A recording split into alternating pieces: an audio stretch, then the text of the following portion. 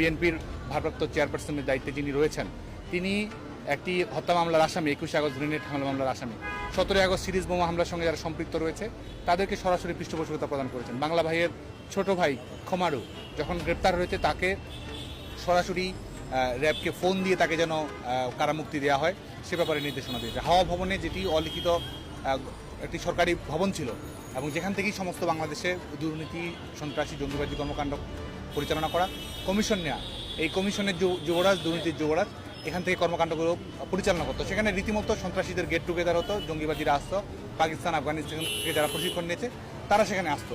এবং শুধু তাই নয়, এখন আমাদের 21 আগস্টে যে নারকীয় হত্যাযজ্ঞ পরিচালনা করা হয়, যে বিরোধী দলকে নেতৃত্ব শূন্য করার জন্য মাননীয় প্রধানমন্ত্রী বঙ্গবন্ধু দেশ হত্যার উদ্দেশ্যে এই ধরনের কর্মকাণ্ড পরিচালনা করছে। তো আমরা যারা বাংলাদেশের সচেতন তরুণ রয়েছে, বাংলাদেশের একজন নাগরিক রয়েছে, একজন তরুণ কিংবা একজন সাধারণ মানুষ,